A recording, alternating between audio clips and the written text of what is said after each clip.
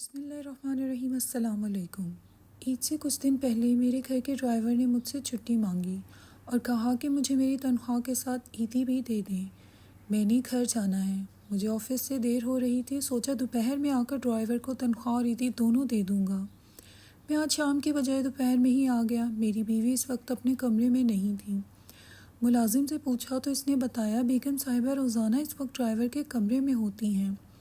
میری بیوی روزے کے ساتھ اس ڈرائیور کے کمرے میں کیا کرنے جاتی تھی؟ میں جیسے ہی ڈرائیور کے کمرے کے پاس پہنچا اور پھر جو منظر میں نے دیکھا، میرے جسم سے جان نکل گئی۔ میں سوچ بھی نہیں سکتا تھا میری اتنی نیک اور روزے دار بیوی مجھے اتنا بڑا دھوکہ بھی دے سکتی ہے۔ دل کی آج زمین پھٹی اور میں اس میں دھنس جاؤں، اور پھر دروازہ کھلتے ہی سر پر آسمان ٹوٹ پڑا، کیونکہ بیوی تو روز ماہ رمضان کا مبارک مہینہ اور میری بیوی اس مہینے میں اس قدر گھٹیا کام کر سکتی تھی، میں سوچ بھی نہیں سکتا تھا۔ میری نیکوکار بیوی جس نے کبھی کوئی روزہ نہیں چھوڑا تھا، وہ مجھے اتنا بڑا دھوکہ دے رہی تھی اور میں اس بات سے پوری طرح انجان تھا۔ بہت دنوں سے جو کچھ میرے محسوس کر رہا تھا، آج اسی احساس نے مجھے اس بات پر مجبور کر دیا تھا کہ میں خاموشی سے سچ کا پتہ لگاؤں۔ مجھے ان دونوں سے اس بات پہ شک تھا کہ میری بیوی ڈرائیور کے ساتھ مل کر کچھ ایسا کر رہی ہے جو نامناسب ہے۔ مجھے اندازہ نہیں تھا کہ میرے پیچھے ڈرائیور کے کوارٹر تک پہنچ جاتی ہے۔ ایک مالکن کا ملازم کے کوارٹر میں بھلا کیا کام ہو سکتا تھا؟ کئی دفعہ مجھے چوکیدار نے بھی بتایا تھا کہ میری بیوی دوپہر کے وقت اکثر ہی ڈرائیور کے ساتھ گھر سے باہر نکلتی ہے، لیکن جہاں تک مجھے معلوم تھا میری بیوی نہ ہی گھر سے باہر نکلتی تھی اور نہ ہی اسے اکیلے کہیں جانے کی عادت تھی۔ تو پھر وہ مجھ سے چھپ کر میرے پیچھے کہاں جاتی تھی؟ بہت سی باتیں تھیں جو اس بات کی طرف اشارہ کر رہی تھیں کہ میری بیوی میرے پیٹھ پیچھے مجھ سے چھپ کر کچھ ایسا کر رہی ہے، اور ڈرائیور بھی سب میں شامل ہے۔ میں اپنے ڈرائیور اختر کو تنخواہ اور عیدی دینے کے لیے کوارٹر پر آیا تھا۔ ڈرائیور کے کوارٹر سے مجھے سرگوشیوں کی آواز سنائی دے رہی تھی۔ کمرے کی کھڑکی ہلکی سی کھلی ہوئی تھی اور ڈرائیور کے جملوں نے میری جان نکال کر رکھ دی تھی۔ وہ بہت آرام سے میری بیوی آسماء سے کہہ رہا تھا کہ آپ میرے لیے بہت خاص ہیں اور اگر آپ چاہیں تو میرے من کی مراد پوری ہو سکتی ہے۔ آپ مجھے خالی ہاتھ نہ لوٹائیں ورنہ میں مر جاؤں گا۔ میری بیوی اس کی بات سن کر فوراً تڑپ گئی اور کہنے لگی، ہاں اختر، ایسی باتیں کیوں کرتے ہو؟ تمہیں خالی ہاتھ لوٹانے والی میں کون ہوتی ہوں؟ تمہارے من کی ہر مراد پوری ہوگی، میں تمہارے ساتھ ہوں۔ میں سانس روکے کمرے کی کھڑکی سے جھانکنے لگا اور اندر کا منظر میرے ہوش اڑا دینے کے لیے کافی تھا، کیونکہ میری بیوی میرے ہی ڈرائیور کے ساتھ جس حال میں بیٹھی تھی، اسے دیکھ کر میرے تن بدن میں آگ لگ گئی تھی اور مجھے ڈرائیور کی باتوں کا مفہوم پوری طرح سمجھ آ گیا تھا۔ اس سے آگے کچھ بھی دیکھنے کی ہمت مجھ میں نہیں تھی۔ میرے جسم سے پسینہ پانی کی طرح پھوٹ رہا تھا اور سانس لینے میں بھی بہت مشکل ہو رہی تھی۔ جو کچھ میں نے دیکھا تھا اسے برداشت کرنا میرے لیے ممکن نہیں تھا۔ آسماء کے ساتھ گزرا ایک ایک پل میری آنکھوں کے سامنے گھوم رہا تھا۔ پتہ نہیں وہ کب سے اس طرح مجھے دھوکہ دے رہی تھی اور میں اس کی وفاداری اور دینداری کے گن گاتا رہا تھا۔ شاید محبت کے اندھے پن نے آج مجھے اس موڑ پر لا کھڑا کر دیا تھا کہ میری آنکھیں سچ دیکھ کر دھندلا سی گئی تھیں۔ میں جس طرح وہاں تک پہنچا تھا اسی طرح واپس پلٹ آیا تھا اور اپنی گاڑی میں بیٹھ کر اپنے 1000 گز کے شاندار بنگلے سے باہر نکل آیا۔ آج یہ گاڑی اور بنگلہ میرے لیے بے معنی ہو گئے تھے۔ میری عزت پر ایسا داغ لگا تھا کہ یہ دولت اس داغ کو نہیں مٹا سکتی تھی۔ میرا بھروسہ چکنا چور ہو گیا تھا۔ میں نے سوچ لیا تھا میں اس بے وفائی پر اپنی بیوی کو ایک ایسا تحفہ دوں گا جو میری بیوی کبھی نہیں بھول پائے گی۔ میں افطار کے وقت لوٹا تو میں نے افطاری کی ٹیبل پر وہ تحفہ اپنی بیوی کو پیش کر دیا۔ میری بیوی سر پر دوپٹہ سجائے ہاتھ پھیلائے اس طرح دعا مانگ رہی تھی جیسے وہ کوئی بہت نیکوکار عورت ہو، اور جیسے ہی میری بیوی کی نظر میرے دیے تحفے پر پڑی تو اسے دیکھ کر میری بیوی کے قدموں تلے سے زمین نکل گئی۔ میں نے اسے ایسا تحفہ دیا تھا جس کا وہ تصور بھی نہیں کر سکتی تھی، لیکن میری نظر میں وہ اسی تحفے کی مستحق تھی۔ میں نے مسکرا کر اس سے کہا تھا کہ عید کی پیش کی مبارکباد قبول ہو۔ وہ پھٹی پھٹی نگاہوں سے مجھے دیکھ رہی تھی۔ اس کے چہرے کا حال ایسا تھا جیسے کسی نے اس کے جسم سے روح کھینچ لی ہو۔ میرا نام تنویر ہے۔ میری اور آسماں کی ارینج میرج ہوئی تھی، لیکن شادی کے کچھ ہی دنوں میں آسماں نے اپنی خدمت اور خوش مزاجی سے میرا دل جیت لیا تھا۔ وہ بہت ہی سلیقہ مند اور دل جیتنے والی بیوی تھی، مگر مجھے علم نہیں تھا کہ وہ یہ سب بھی مجبوری میں کر رہی ہے، اور جس دن اس کی یہ مجبوری ختم ہوگی مجھے اپنا اصل روپ دکھا دے گی۔ میں تو یہ سمجھ بیٹھا تھا کہ اس سے مجھ سے محبت ہو گئی ہے۔ میری اور آسماں کی عمر میں بہت زیادہ فرق تھا۔ شادی کے وقت وہ 18 برس کی تھی اور میں 32 سال کا تھا۔ دراصل آسماں کے ماں باپ نہیں تھے اور اس کی دادی کو اس کی ذمہ داری پوری کرنی تھی، اسی لیے انہوں نے آسماں کا رشتہ میرے ساتھ کر دیا۔ خوبصورت اور نازک سی آسماں میری زندگی میں آئی تو میری زندگی میں بہار آ گئی۔ جب سے میری اور اس کی شادی ہوئی تھی میں نے اسے کبھی نماز کو قضا کرتے نہیں دیکھا تھا۔ میں گھر سے نکلنے لگتا تو مجھ پر پڑھائی کر کے حصار باندھتی اور ہر وقت میری کامیابی اور ترقی کی دعائیں مانگتی رہتی، مگر مجھے اس وقت یہ معلوم نہیں تھا یہ سب محض دکھاوا ہے۔ آسماں کا میری زندگی میں شامل ہونے کے بعد سے بہت کچھ بہت تیزی سے بدلتا چلا گیا تھا۔ ہماری شادی کو تقریباً 3 سال ہونے والے تھے، اور ان 3 سالوں میں نے اپنی بیوی کو بہت ہی نیک پایا تھا۔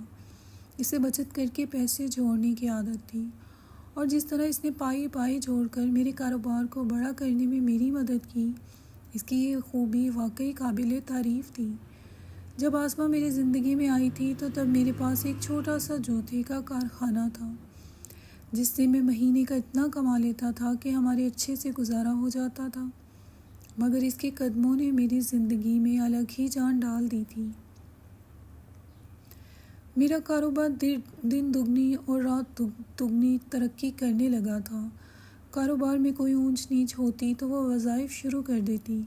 ہر وقت ایک الگ کمرے میں جائے نماز بچھا کر بیٹھی رہتی اور مجھے بھی وہاں نہ آنے دیتی۔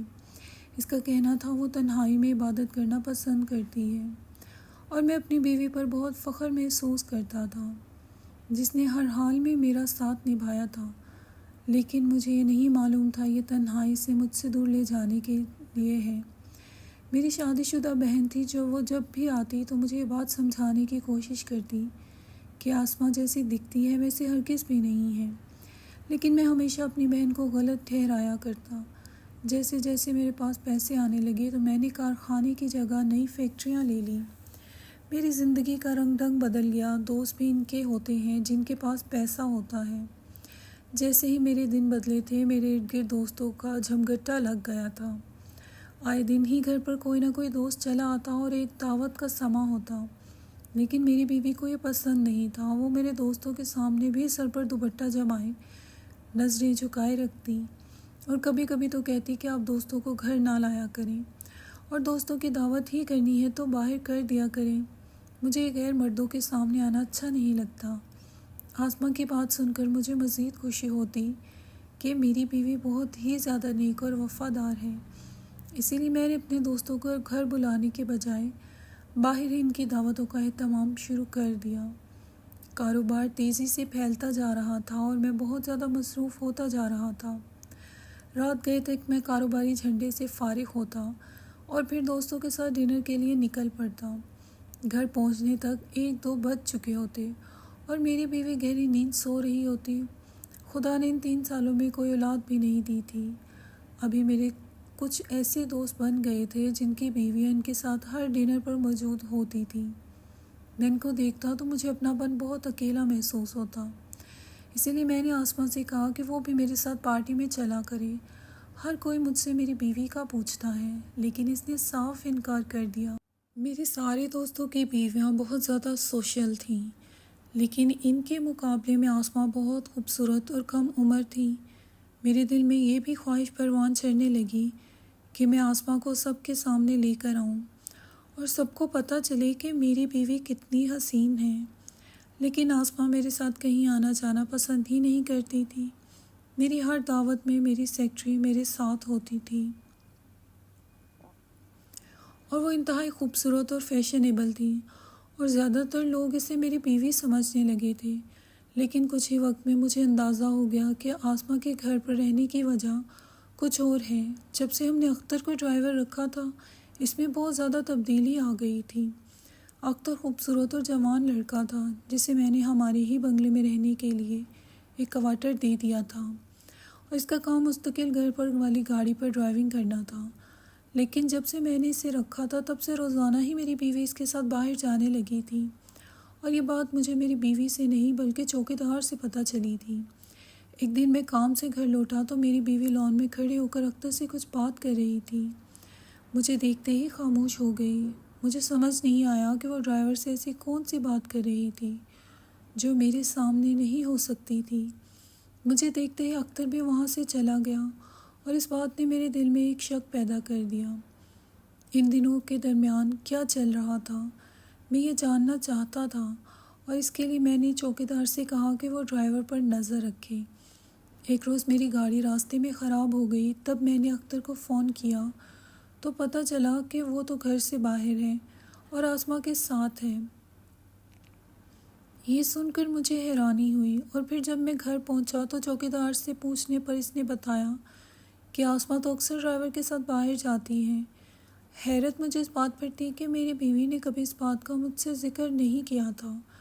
مجھے تو لگتا تھا میری بیوی ہر چھوٹی سے چھوٹی بات بھی مجھے بتاتی ہے، تو پھر روزانہ وہ کہاں جاتی تھی، یہ بات مجھے اس نے کیوں نہیں بتائی تھی۔ جب میں نے گھر کی پرانی ملازمہ سے سوال شروع کیے تو مجھے پتہ چلا کہ میرے گھر میں طرح طرح کے لڑکے آنے لگے تھے، اور لڑکے کون تھے، کیوں آتے تھے، ملازموں کو اس بارے میں کچھ خبر نہیں تھی، اور یہ سن کر میں بہت پریشان ہو گیا۔ میری غیر موجودگی میں میری بیوی لڑکوں کو بلاتی ہے۔ کئی دفعہ میں نے آسماء سے پوچھا آخر کون لوگ میری غیر موجودگی میں یہاں آتے ہیں، لیکن وہ کہنے لگی کچھ خاص نہیں، بس کبھی کبھار وہ کچھ آرڈر کر دیتی ہے تو ڈیلیوری والے ہی آتے ہیں۔ جس طرح کی میری بیوی کی عادات اور مزاج تھا، مجھے لگا وہ ٹھیک کہہ رہی ہوگی۔ لیکن پھر ایک دن میں کسی کام سے دوپہر کے وقت گھر لوٹا، مجھے پتہ چلا میری بیوی ڈرائیور کے ساتھ کہیں گئی ہوئی ہے، اور اس سے میں پوری طرح چونک گیا۔ اس سے پہلے بھی مجھے چوکیدار نے یہ بات بتائی تھی، لیکن میں اپنے کاروباری معاملات میں الجھ کر یہ بات بھول گیا تھا۔ آسماء کے ماں باپ نہیں تھے، وہ اپنی دادی کے ساتھ رہتی تھی، اور اس کی دادی کے انتقال کو بھی یہ دوسرا سال تھا، تو پھر ڈرائیور کے ساتھ کہاں جاتی ہوگی۔ آسماء بلا ضرورت میرے ساتھ بھی باہر جانا پسند نہیں کرتی تھی۔ کچھ دیر میں وہاں ٹہلتا رہا، اور جب میں نے ڈرائیور کو فون لگایا تو ڈرائیور کا فون بند جا رہا تھا اور آسماء کا فون گھر پر ہی پڑا ہوا تھا۔ میں نے جیسے ہی گاڑی کی لوکیشن چیک کی تو پتہ چلا میری بیوی تو ڈرائیور کے ساتھ شہر سے باہر ایک سنسان جگہ موجود ہے۔ میری بیوی کا ڈرائیور کے ساتھ ایسی جگہ پر کیا کام تھا، مجھے کچھ سمجھ نہیں آ رہا تھا۔ مجھے میٹنگ سے دیر ہو رہی تھی، اس لیے میں واپس دفتر کے لیے چلا گیا۔ شام کو جب میں لوٹا تو آسماء گھر پر ہی موجود تھی۔ میں نے اسے احساس نہ ہونے دیا کہ میں دوپہر کو گھر آیا تھا۔ میں نے ملازموں کو بھی منع کر دیا تھا کہ وہ آسماء کو میرے آنے کے بارے میں کچھ نہ بتائیں۔ آسماء نے میرے سامنے چائے رکھی تو میں نے اسے اپنے پاس بٹھا لیا اور پوچھا کہ وہ دن بھر کیا کرتی ہے۔ میں اس سے سوال پوچھ کر اسے یہ نہیں بتانا چاہتا تھا کہ میں اس پر شک کر رہا ہوں، اسی لیے میں نے بات کو گھما دیا۔ میری بات پر آسماء مسکرائی اور کہنے لگی کہ وہ کہاں جا سکتی ہے، اس کا میرے سوا اس دنیا میں ہے ہی کون، وہ سارا دن گھر میں رہتی ہے اور نماز اور عبادتوں میں مشغول رہتی ہے۔ آسماء کے جواب نے مجھے غصہ دلا دیا تھا، وہ میرے منہ پر مجھ سے جھوٹ بول رہی تھی۔ میرا دل چاہا کہ میں اسی وقت اس کے منہ پر ایک زوردار تھپڑ لگاؤں اور اسے سچ پوچھوں کہ اگر وہ بہت صاف مکر جاتی تو میں ہی جھوٹا پڑ جاتا، اور یہ سوچ کر میں نے خود سے سچائی کا پتہ لگانے کی کوشش کی۔ اگلے دن میری بہن ملنے کے لیے گھر آئی تو وہ کہنے لگی کہ آپ آسماء پر نظر رکھیں، آپ نے اس کے ہاتھ میں گاڑی، ڈرائیور اور کھلا پیسہ دے کر اچھا نہیں کیا، ایسا نہ ہو کہ وہ آپ کو ہی چھوڑ جائے۔ اپنی بہن کی باتیں سن کر میں پریشان ہو گیا۔ واقعی وہ ٹھیک کہہ رہی تھی۔ آسماء جوان تھی، اسے تو کوئی بھی مل سکتا تھا، اور پھر اختر اس کے ارد گرد ہی رہتا تھا۔ کہیں وہ اختر کے ساتھ تو میرا دل دھک سے رہ گیا تھا۔ 2 دن بعد مجھے دوپہر کے وقت دفتر کے کام سے کچھ فرصت ملی تو میں خاموشی سے گھر لوٹ آیا۔ میں اپنے شک کو مٹانا چاہتا تھا کہ کہیں نہ کہیں مجھے امید تھی کہ میری بیوی مجھے دھوکہ نہیں دے سکتی، لیکن گھر آنے پر پتہ چلا کہ میری بیوی تو ڈرائیور کے کوارٹر میں موجود ہے۔ ڈرائیور نے آج صبح مجھ سے چھٹی اور تنخواہ کے ساتھ عیدی بھی مانگی تھی۔ میں جیسے ہی پہنچا تو میں نے اپنی بیوی کو ڈرائیور کے ساتھ دیکھ لیا۔ میں غیرت مند مرد تھا اور یہ بات میری برداشت سے باہر تھی، اسی لیے میں نے اپنی بیوی کو ایک تحفہ دینے کے بارے میں سوچا اور گھر سے نکل پڑا۔ افطاری کے ٹائم پر جب میں نے اپنی بیوی کے آگے وہ تحفہ رکھا تو اس کے ہوش اڑ گئے۔ وہ حیران ہو کر مجھ سے پوچھنے لگے، یہ سب کیا ہے؟ میں مسکرا کر اسے بتایا کہ تم چاہتی تھی، میں نے وہ کر دیا ہے۔ میں نہیں چاہتا تھا کہ تم اپنے منہ سے بات کہو، اس لیے میں نے خود تمہاری من پسند چیز تمہیں تحفے میں دے دی ہے۔ آسماں روتے ہوئے کہنے لگی، کہ آپ کو کس نے کہا کہ مجھے آپ سے ایسا تحفہ چاہیے تھا؟ میں نے آسماں سے کہا کہ پھر جو کچھ تم کر رہی تھی اس کا کیا مطلب تھا؟ آسماں برستی آنکھوں سے میری طرف دیکھتے ہوئے پوچھنے لگی کہ میں نے ایسا کیا کر رہی تھی؟ میں مسکرایا، کہا تمہارے چہرے سے نیکی اور عبادت گزاری کا پردہ اٹھ چکا ہے اور میں نے تمہارا اصل چہرہ دیکھ لیا ہے۔ ڈرائیور کے کوارٹر میں جا کر جس طرح تم اس کے من کے مراد پوری کر رہی تھی، اس کے بعد میری زندگی میں تمہاری کوئی جگہ نہیں ہے۔ میرے الفاظ سن کر وہ ہکا بکا رہ گئی اور کہنے لگی، آپ نے کیا دیکھا ہے اور کیا سنا ہے میں یہ نہیں جانتی، لیکن ہمیشہ آنکھوں سے دیکھا اور کانوں سے سنا سچ نہیں ہوتا۔ میرا نہ ڈرائیور کے ساتھ کوئی تعلق ہے اور نہ ہی میں نے کوئی ایسا کام کیا ہے کہ جس کی وجہ سے آپ کو مجھے یہ تحفہ دینا پڑے۔ میں نے غصے میں کہا، تو پھر تم یہ بتاؤ کہ ڈرائیور کے ساتھ روزانہ دوپہر کو کہاں جاتی ہو؟ اتنی سنسان جگہ پر تمہارا ڈرائیور کے ساتھ کیا کام ہے اور تم نے یہ بات مجھ سے کیوں چھپائی ہے؟ دوپہر کو تم ڈرائیور کے کوارٹر میں کیا کرنے گئی تھی؟ میری بات سن کر آسماں زاروں کا تار رونے لگی۔ اب اس نے ایک ایسا سچ بتایا جسے سن کر میری جان نکل گئی۔ اس نے بتایا کہ وہ ڈرائیور کے ساتھ جس سنسان جگہ جاتی ہے وہاں ایک چھوٹا سا یتیم خانہ ہے۔ شادی کے 3 سال بعد بھی وہ ماں نہیں بن سکی۔ اسے اس بات کا بہت دکھ تھا، اس لیے اس نے یتیم خانے کے بچوں کی کفالت اپنے سر لے لی ہے اور وہ روزانہ دوپہر وہاں جا کر ان بچوں کے ساتھ کچھ وقت گزارتی ہے اور ان کی ضروریات کا بھی خیال رکھتی ہے۔ اس نے یہ بات مجھے اس لیے نہیں بتائی کیونکہ اس سے ڈر تھا کہ میں اسے وہاں جانے سے منع نہ کر دوں، کیونکہ میں ہمیشہ اسے کہا کرتا تھا کہ بے اولاد ہونے کو اپنے سر پر سوار نہ کیا کرو۔ وہ بتانے لگی کہ اس نے کچھ بے روزگار لڑکوں کو اس یتیم خانے میں کام کرنے کے لیے رکھا تھا اور وہی لڑکے اکثر یتیم خانے کے کسی نہ کسی کام کے سلسلے میں گھر آیا کرتے تھے۔ وہ ان یتیم بچوں کے ذریعے اپنی ممتا کے پیاس کو بجھا رہی تھی اور ساتھ ساتھ اسے عبادت کے طور پر بھی کر رہی تھی، کیونکہ یتیم بچوں کی کفالت کرنے والا وہ بہت بڑا رتبہ حاصل کرتا ہے۔